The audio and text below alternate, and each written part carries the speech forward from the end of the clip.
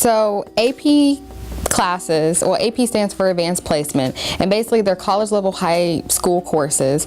So it gives students an opportunity to essentially earn college credit, and should they pass at the end, then they'll be able to have like accelerated placement in college.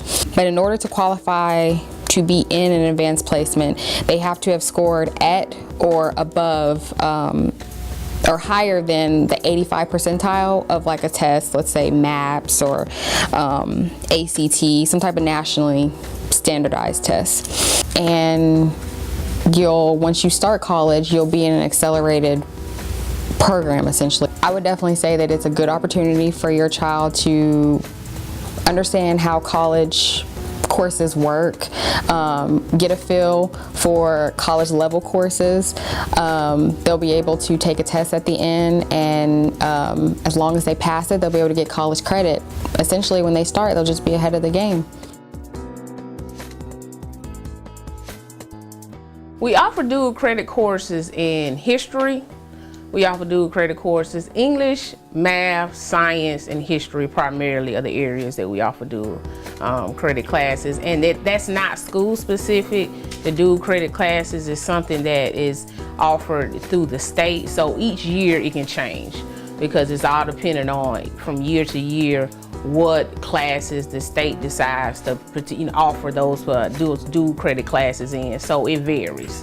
So what we offer this year could change for next year, so you never know. But primarily, your subjects like English, math, science, and social studies is the classes that we offer dual credit in. The classes that fall within the fine arts family are dance, we have music, we have choir, we have orchestra. We actually have an award-winning choir here. We have band. So those are the classes that are going to fall into fine arts. So if you're a student that's musically inclined, if you like to dance, if you like to sing, if you want to try it, those are the fine arts classes that students can get involved in. Elective focus is the State Department now requires that in order for students to graduate, they have to have an elective focus. So they have to take 3 classes that are in the same family. So they have to take ROTC for 3 years. If you take that for 3 years, now you have your elective focus. Or you can take CTE classes. You can take audio and visual production for 3 years, 1, 2, and 3. That's your elective focus. You can take 3 fine arts classes. Now you need 1 fine arts class just for basic graduation requirements.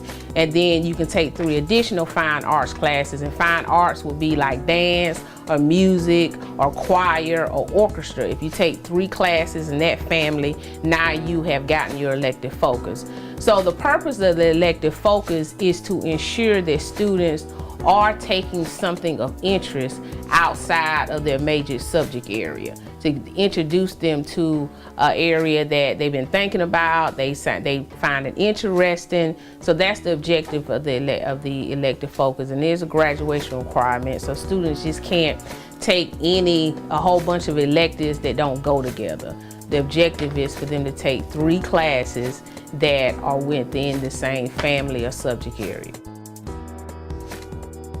Honors courses are taught at a more accelerated pace, and you cover more material than your regular classes. In order to qualify for honors, you must take the MAP testing and score at the 70th percentile in order to qualify for those classes. Now, you do not get college credit for honors classes, but honors classes are a great preparation for college level work, and it also makes your college application a bit more attractive to recruiters to see that you have taken honors classes and challenged yourself in high school. So the ROTC program allows students to be introduced to a military style setting. They have uniforms that they're issued. They wear those uniforms once a week. They have inspection, and they have certain competitions and certain different groups that they can involve themselves in within ROTC, such as the drill team and that sort of thing. And they can also, ROTC has 4 years, so you can take ROTC each year that you're actually in high school. The beauty of ROTC can serve 2 purposes. It can serve as what we're going to talk about in a few minutes as your elective focus if you take ROTC 3 years. And then ROTC can also act as a substitute for some classes. So for instance, if you take ROTC 1, 2, 3, and 4, in lieu of taking those ROTC 1 through 4, you don't have to take PE, you don't have to take personal finance, you don't have to take economics and government. ROTC, if you take the entire program, can actually substitute for those classes. So students can do ROTC program. A lot of things can happen with ROTC program in order to help you if you choose to go into ROTC. ROTC can turn into scholarships for you. ROTC scholarships is if that's something that you want to pursue.